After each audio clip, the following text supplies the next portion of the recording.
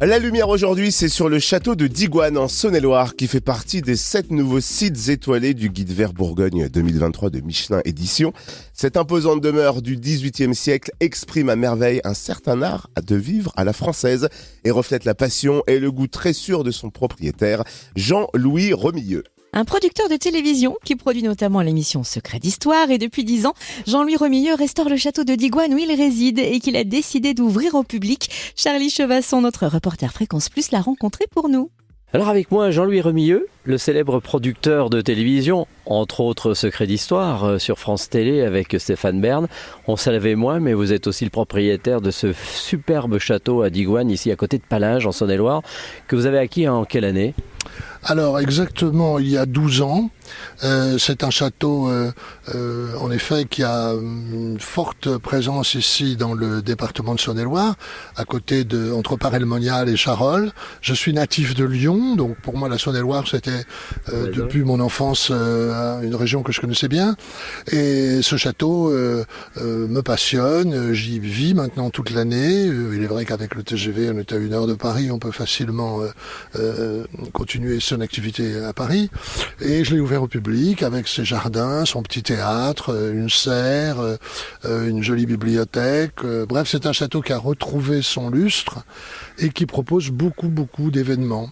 C'est un château de quelle époque ? C'est un château qui a des fondements du Moyen-Âge, mais qui a trouvé son allure actuelle au XVIIIe siècle, et qui a eu une très belle destinée au XIXe siècle, puisque c'est là que la serre, le théâtre, la bibliothèque, la chapelle sont nés. Alors, grâce au guide Michelin Bourgogne Vert, vous avez obtenu aujourd'hui une 2e étoile. C'est une bonne chose ?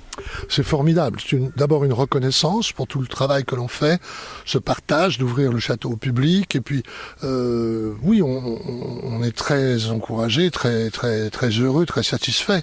C'est aussi un moyen, je pense, d'attirer encore de plus en plus de public dans cette Saône-et-Loire méconnue encore, et qui a énormément de pépites, car vous avez à côté le château de Dreux, vous avez le château de Saint-Aubin, vous avez la basilique de Paray-le-Monial. Enfin, il y a quantité de lieux à visiter pour occuper un week-end ou même une semaine. Alors, on se pose la question, ça coûte cher d'avoir un château ? Ça coûte cher, c'est-à-dire que c'est un choix de vie. Si je n'avais pas de château et si j'avais une maison un peu vulgaire à Saint-Tropez, ça ne poserait pas de question.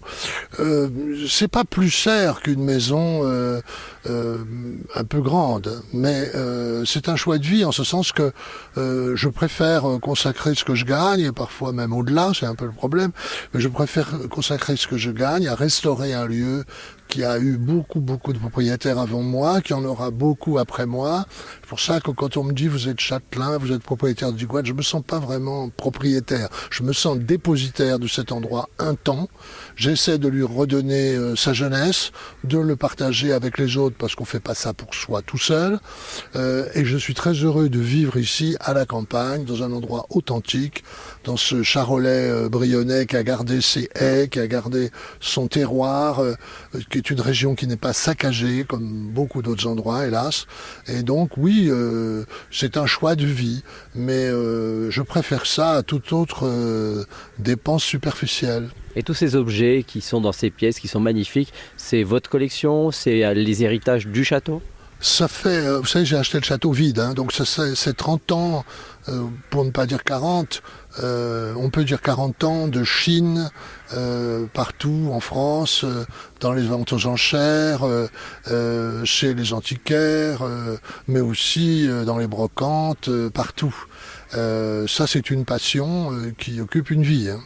Est-ce que Stéphane Bern est venu visiter ce château ? Il est venu plusieurs fois, oui, il aime beaucoup Digoine. Et vous savez d'ailleurs que la fondation de Stéphane et puis le Loto du patrimoine ont aidé plusieurs, pas Digoine bien sûr, mais ont aidé plusieurs monuments dans la région, dont les écuries et le château de Chaumont-la-Guiche et quelques autres églises et hauts lieux du patrimoine de Bourgogne.